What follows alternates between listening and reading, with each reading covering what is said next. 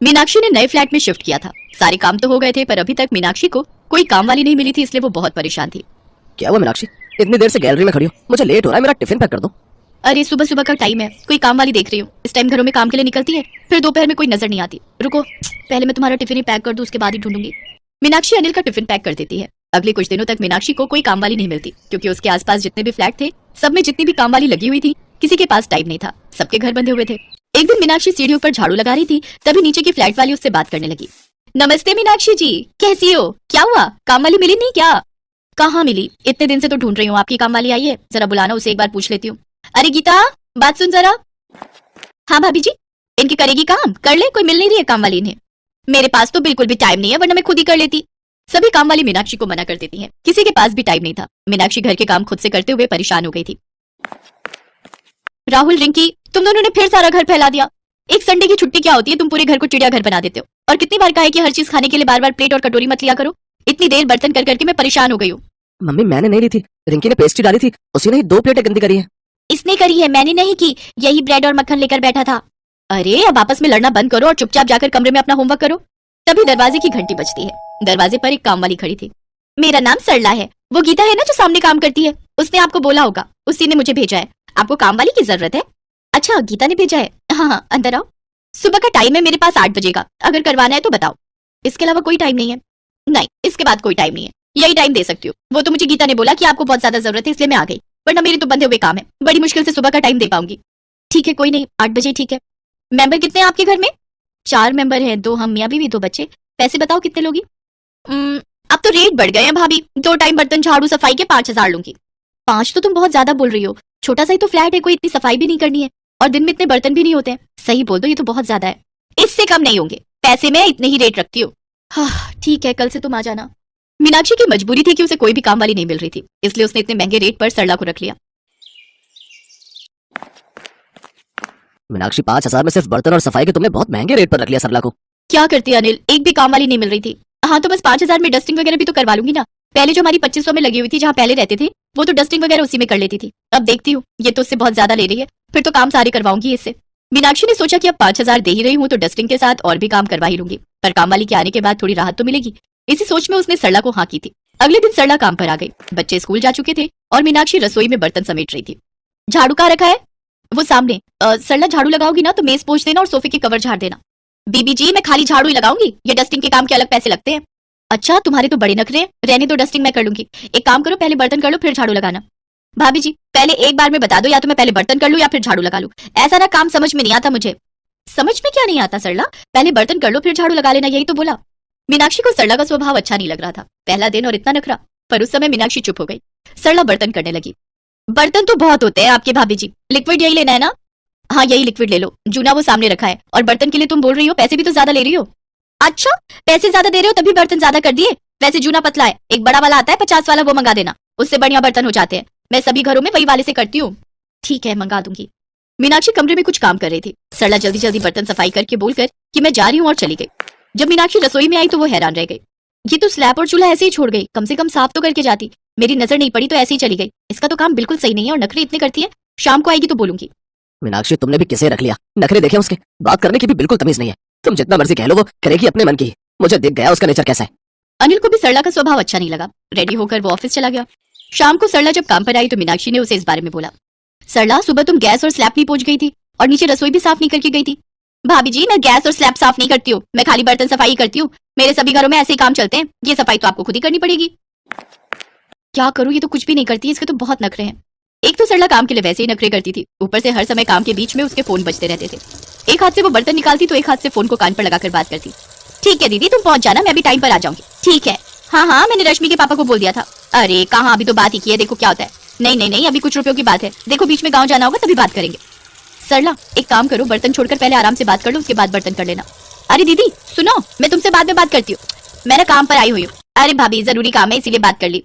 मैं तुम्हें फोन पर बात करने के लिए मना नहीं कर रही हूँ, तुम फोन पर बात कर लो, पर या तो पहले बात कर लो आराम से, या फिर पहले बर्तन कर लो। दोनों काम तुम एक साथ करोगी तो ना तुम्हारा ध्यान फोन में लगेगा ना तुम्हारा बर्तनों में।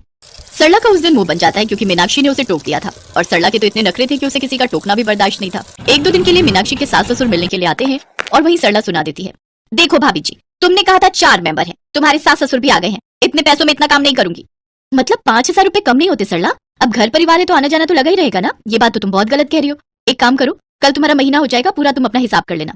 नहीं नहीं, वो मैं ऐसे ही कह रही थी, मतलब मेरा ये नहीं था, वो तो आना जाना लगा ही रहता है। मैं तो थोड़े पैसे। सरला मुझे तुम्हें काम पर रखना ही नहीं है।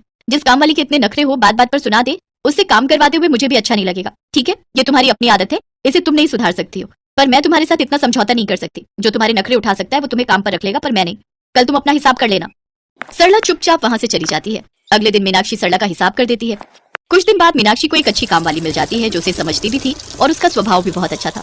सच तो ये है, किसी के जाने या ना जाने से किसी का काम नहीं रुकता, पर व्यक्ति का स्वभाव उसके लिए कब हानिकारक हो जाए कुछ नहीं कह सकते। सरला ने अपने नखरों के कारण एक अच्छा घर और अच्छे पैसे छोड़ दिए। अब वो कुछ नहीं कर सकती थी क्योंकि उसे अपनी गलती की सजा मिल गई थी।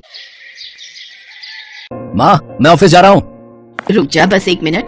अब क्या हुआ माँ, मैं लेट हो रहा हूँ। हाँ हाँ, ये ले, आज फिर अपना टिफिन भूला जा रहा था। ओह सॉरी माँ। सॉरी के बच्चे, इतना बड़ा हो गया, कब तक ख्याल रखूंगी मैं तेरा? हाँ बस कुछ दिन और माँ। हैं? क्या क्या बोला? सुन तो, अरे सुन तो सही। इससे पहले कि सरला अपनी बात पूरी कर पाती, आकाश झट से अपनी बाइक पर बैठकर चला गया। पति की मौत के बाद सरला का बेटा आकाश ही अब उसका सहारा था। वो सरला का इकलौता बेटा था। बड़ी मुश्किलों से सरला ने आकाश को पाला पोसा था। आकाश भी स्वभाव का बहुत अच्छा था। वो अपनी माँ की तपस्या और त्याग को अच्छे से समझता था, इसीलिए वो अपनी माँ पर हमेशा अपनी जान छिड़कता था। पढ़ाई पूरी करने के बाद आकाश को अच्छी नौकरी मिल गई तो सरला के भी दिन बदल गए। अब वो दोनों एक अच्छी कॉलोनी में सम्मान के साथ रहते थे। उधर ऑफिस में आ गए मिस्टर आकाश। हाय संजना, कैसी हो? जाने दो, मेरी इतनी परवाह होती तो इतना वेट करवाते क्या मुझे? सॉरी यार, एक्चुअली रास्ते में ट्रैफिक बहुत था ना, तो बस इसीलिए लेट हो गया। तो तुम कार क्यों नहीं ले लेते? अरे वो मिस इलॉजिक, कार से जाम पार करने में ज्यादा टाइम लगता है, बाइक तो कहीं से भी निकल जाती है, इसलिए वही मस्त है। अच्छा, तो मतलब तुम कार कभी नहीं लोगे? मैंने ऐसा कब कहा? ले लूंगा, जब साथ में बैठने के लिए कोई सुंदर सी लड़की मिल जाएगी तब ले लूंगा। अच्छा, सुंदर सी लड़की? रुको तुम, अभी बताती हूँ तुम्हें। इतना कहते ही संजना ऑफिस की एक फाइल लेकर आकाश को मारने दौड़ी और आकाश हंसते हुए यहाँ से वहाँ दौड़ने लगा। संजना आकाश के ऑफिस में ही काम करती थी। दोनों में पहले दोस्ती हुई और फिर वो दोस्ती कब प्यार में बदल गई ये ना संजना को पता चला और ना ही आकाश को। संजना देखने में तो बहुत सुंदर थी, लेकिन आकाश जितना सरल और भोला था, संजना उतनी ही नखरीली और शो ऑफ वाली थी। उसी दिन लंच टाइम पर, ये लो आकाश, आज मैं तुम्हारे लिए सैंडविच बनवा कर लाई हूँ। बनवा कर मतलब? एक्चुअली मैं कल पार्लर गई थी, देखो ना मैंने मैनिक्योर करवाया, कितने सुंदर लग रहे हैं ना मेरे हाथ। अब मैं इन हाथों से किचन में तो काम नहीं कर सकती थी, सो मैंने अपनी मम्मी से बनवाया है। ओ अच्छा, वैसे तुम क्या क्या बना लेती हो? मैं मैगी, नूडल्स वगैरह। संजना अपनी बात पूरी कर ही रही थी कि तभी आकाश ने अपना टिफिन खोला और उसमें अचार और दही के साथ आलू के पराठे थे। ये क्या है? अरे तुम्हें नहीं पता मिस इंग्लैंड, इन्हें कहते हैं आलू के पराठे, शुद्ध देसी घी के, आके देखो। व्हाट, इतना ऑयली? मैं तो कभी नहीं खाऊंगी। कहाँ से पैक करवाया ये तुमने? मैं खाना पैक नहीं करवाता, ये मेरी माँ ने बनाए। माँ का नाम सुनकर संजना चुप हो गई। वो समझ गई थी कि आकाश को उसकी बात का बुरा लगा है, इसीलिए उसने फौरन बात को घुमाते हुए कहा, हाँ अच्छा तो है, पता है वैसे भी बाहर का खाना ना बेकार ही होता है, और जहाँ अच्छा खाना मिलता है बाप रे, वहाँ के रेट्स तो बहुत ही हाई होते हैं। क्यों, क्या हो गया? अब देखो ना, कल ही मेरी फैमिली घूमने गई थी और हमने एक ठेले से मोमो खाए। ओह शिट, क्या गंदे मोमोज थे। फिर मैं सबको एक रेस्टोरेंट लेकर गई, वहाँ एक प्लेट मोमो पूरे 250 रुपए के थे, लेकिन यार क्या मोमो थे, खा के मजा ही आ गया। क्या 250 रुपए के मोमोज? बाप रे, ये तो सच में बहुत महंगे थे। हाँ तो अच्छी चीज के लिए अच्छे पैसे भी तो खर्च करने पड़ेंगे ना, और आखिर हम कमा किस लिए रहे हैं? आकाश संजना को अच्छे से जानता था, वो जितना खर्च नहीं करती उससे ज्यादा वो शो ऑफ करती है, लेकिन उसे लगता था कि वक्त के साथ संजना सुधर जाएगी। वक्त बीता और दोनों की शादी भी हो गई। संजना के आने से सरला को लगा कि अब उसके घर में भी खुशियां दुगनी हो जाएंगी, लेकिन उसकी ये उम्मीद बहुत ही जल्दी टूट गई। आकाश, आकाश कहाँ हो तुम? क्या बात संजू, सब ठीक तो है? अभी तक मुझे चाय नहीं मिली। ये मेड कितने बजे आती है यहाँ? मेड? कौन मेड? संजू, हमारे घर में कोई मेड नहीं आती है। तो फिर घर का सारा काम कौन करता है? मैं तो बचपन से माँ को ही देख रहा हूँ, वही पूरा घर संभालती है, और अब तुम आ गई हो तो माँ को भी थोड़ा आराम मिल जाएगा। आकाश ये बात कहकर नहाने चला गया। उधर संजना को तो दोहरा झटका लगा। एक तो आकाश के घर में कोई नौकरानी नहीं थी, और दूसरा आकाश ने उससे कह दिया कि अब घर के कामों में वो सरला का हाथ बटाए। तभी सरला वहाँ आई। बेटी Sanjana. Oh good morning mummy. Good morning बेटा। संजना बेटी, तुम आकाश को नाम से क्यों पुकारती हो? मतलब मैं समझी नहीं मम्मी। बेटी, हमारे देश में पतियों को नाम से नहीं पुकारा जाता, पर मैं तो उसे हमेशा ही आकाश कहकर बुलाती हूँ। अब कैसे उसे जी सुनो जी कहकर बुलाऊं मम्मी? तेज तर्रार संजना के तेवर देखकर सरला समझ गई थी कि उसे बहू तो मिल गई, लेकिन उससे पटरी बैठाना मुश्किल होने वाला था। एक दो बार सरला ने संजना से कुछ कहा, पर संजना ने जब उसे अनसुना कर दिया तो सरला ने संजना से कुछ कहना ही छोड़ दिया। उधर संजना अपनी मस्ती में मस्त थी। वो जी खोलकर खर्च करती, अपनी सैलरी के साथ साथ आकाश की सैलरी पर भी अपना ही हक समझती थी। सरला ये देखकर भी चुप थी। देखते ही देखते 1 साल बीत गया और फिर आकाश, तुम्हें कुछ याद है? क्या? आने वाले संडे को क्या है? संडे को छुट्टी है, और क्या? यू स्टूपिड, तुम्हें तो कुछ याद नहीं रहता। अरे सब याद है मुझे। संडे को हमारी फर्स्ट एनिवर्सरी है। थैंक गॉड तुम्हें याद है। अच्छा, सेलिब्रेशन के बारे में क्या सोचा है तुमने? क्या सोचा मतलब? यहीं घर पर मनाएंगे, अपने कुछ करीबी दोस्तों को बुला लेंगे और क्या। अच्छा, और फिर उन्हें मम्मी के हाथ के आलू पराठे खिलाओगे क्या? अच्छा तो बताओ तुम क्या चाहती हो? देखो, मैं चाहती हूँ ना कि एनिवर्सरी पर मेरे सारे दोस्त आए, और वो सारे बड़े हाई सोसाइटी के हैं, पर अपना घर कितना छोटा है, हम उन्हें यहाँ नहीं बुला सकते ना। पर ये हमारा घर है संजू, तुम इसके बारे में ऐसा कैसे बोल सकती हो? अरे मैं ये थोड़ी कह रही हूँ कि तुम अपना घर छोड़ दो, बस एक दिन के लिए कोई अच्छा सा घर किराए पर ले लो ना। और हाँ, एक मेड का भी इंतजाम कर लो, चाहे एक दिन के लिए सही। उस एक दिन में प्रिंसेस की लाइफ जीना चाहती हूँ आकाश। पर ये दिखावा, ये सब ठीक नहीं है संजू। दिखावा न करूँ तो क्या करूँ? अपने दोस्तों को इस फटीचर घर में ले आऊं, क्या इंप्रेशन पड़ेगा उन पर? संजना बस बहुत हुआ, एकदम चुप हो जाओ, वरना मुझसे बुरा कोई नहीं होगा। आकाश ने संजना को पहली बार डांटा था। दरवाजे के पीछे खड़ी सरला ये सब सुन रही थी। फिर उसी शाम, सुन आकाश, बहू जो कह रही है मान लेना बेटा। माँ फालतू की जिद कर रही है वो। तू जानता है कि वो जिद्दी है, नहीं मानेगी। तुम लोगों की शादी की पहली सालगिरह है, वो खुश नहीं होगी तो अच्छा लगेगा क्या?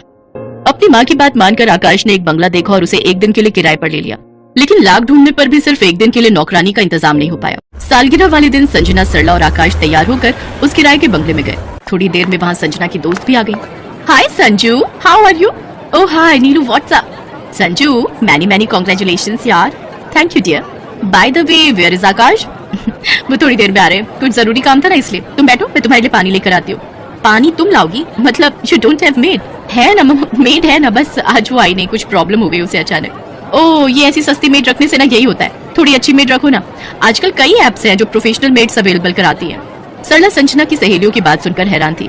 साथ ही संजना का उतरा हुआ चेहरा देखकर उसे बुरा भी लग रहा था। फिर कुछ सोचकर उसने अपना बैग खोला और उसमें से एक पुरानी साड़ी निकालकर पहन ली और फिर संजना से आकर बोली, अब सॉरी मेम साहब, मैं थोड़ा लेट हो गई। क्या करना है बताइए? क्या करना है मतलब? यार क्या गवार औरत है ये मेड और इसे ही नहीं पता कि क्या करना है। यार संजना, ये कैसी थर्ड क्लास मेड रखी है तुमने? मैं तो इसे अपने घर में भी ना घुसने दूं। सरला संजना की मदद करने चली थी, लेकिन अब तो उसका ही अपमान होने लगा था। उधर संजना को भी बहुत बुरा लग रहा था कि उसकी सहेलियां उसकी सास का अपमान कर रही हैं। फिर भी उसने मूड ठीक करते हुए कहा, अरे तुम दोनों इनके हाथ का खाना तो खाकर देखो। She is mind blowing in cooking. इसके हाथ का खाना, माई फूड। तुमने पार्टी के लिए केटरिंग भी अरेंज नहीं की क्या? उफ संजना, इतनी भी क्या कंजूसी, बट सॉरी, हम लोग इतने गए गुजरे नहीं है कि इस फटीचर के हाथों का बना कुछ खाएं। इतना सुनते ही संजना का माथा घूम गया, क्योंकि उसकी सहेली ने बदतमीजी की हद पार कर दी थी। She is not a made, she is my mother and both of you out, get out from here.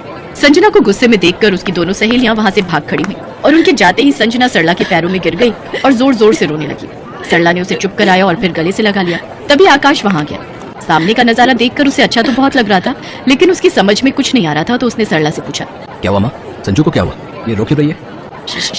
सब ठीक है बेटा, अब सब ठीक है। आकाश को अब सब समझ आ गया था। वो खुश था ये देखकर कि भले ही एक दिन के लिए ही सही, पर अपनी सास को नौकरानी बनता देखकर संजना के दिल में दबी अच्छाई बाहर आ गई थी और उसके दिल का मैल उसके आंसुओं में पूरी तरह धुल गया।